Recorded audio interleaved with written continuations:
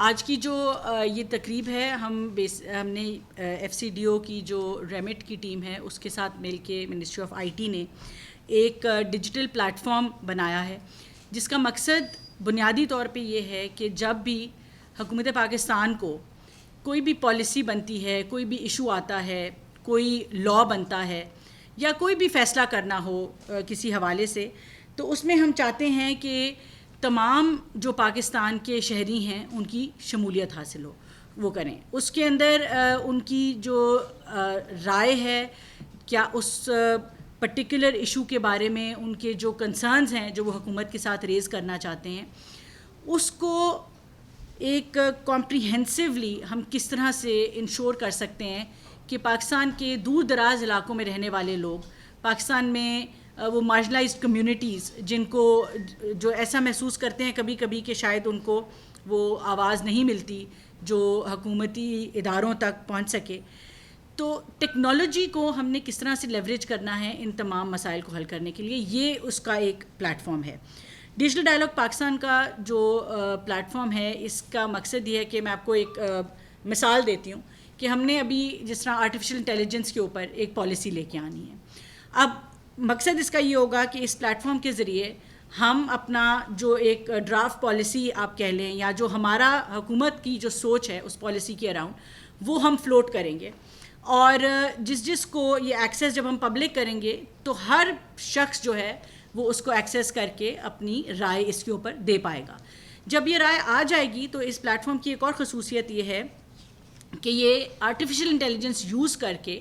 ہمیں اس کی کمپریہنسو جو آپ کہہ لیں کہ ایک سمری ہے یا جو بھی آپ کا فیڈ بیک آ رہا ہے وہ ایک بہترین طریقے سے ہمارے سامنے آئے گا، تاکہ ہم جب بھی پالیسی بنائیں، جو بھی پالیسی بنائیں، اس کو ہم ایک انفارمڈ ڈیسیجن میکنگ کر سکیں، اور اس کے پیچھے جو آپ کی رائے ہے، جو عوام کی رائے ہے، اس کا ایک پورا خلاصہ جو ہے وہ اس کے پیچھے موجود ہو۔ اسی طرح ابھی تک ہم نے اس کو 2 پالیسیز کے اوپر ٹیسٹ کیا ہے، جس میں سے ایک وومن انٹرپرینیورشپ پالیسی ہے جو کہ سمیڈا کے ساتھ ہوئی۔ اس میں ہمیں جو خواتین کاروبار کرتی ہیں، کاروبار کے شعبے میں ہیں، ان سے فیڈ بیک آئی کہ وہ اس پالیسی کے بارے میں کیا سوچتی ہیں، ان کو کیا مسائل درپیش ہیں جو وہ چاہتی ہیں کہ حکومت ان کا حل نکالے۔ اسی طرح سے جو ہماری جو ای ویز کی پالیسی آ رہی ہے، نیو انرجی وہیکلز کی، الیکٹرک وہیکلز کی، اس کے اوپر بھی یہ پبلک پرائیویٹ ڈائلاگ جو ہے اس پلیٹ فارم کے ذریعے کنڈکٹ کیا گیا، اور ہمیں اس کے فیڈ بیک آئی تمام سٹیک ہولڈرز سے، انوویٹرز سے، انرجی ایکسپرٹ سے، آٹو موبائل انڈسٹری سے، لوگوں سے وہ رائے جو ہے وہ ہمارے سامنے آئی۔ اس کے ملٹیپل لیولز پہ فوائد ہیں۔ ایک تو یہ ہے کہ جو ہم ٹریڈیشنل سرویز کراتے ہیں اس میں ہمارا کاربن فٹ پرنٹ کتنا ہوتا ہے، اس میں کاسٹ کتنی آتی ہے، وہ تمام چیزیں جو ہیں وہ یہ پلیٹ فارم ایلیمینیٹ کرتا ہے۔ اسی طرح سے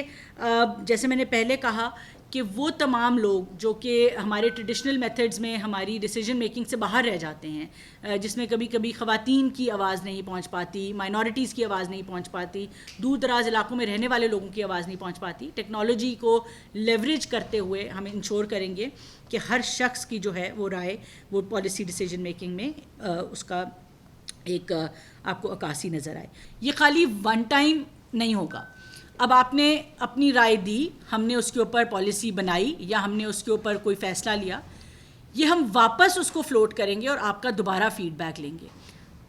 1 سال بعد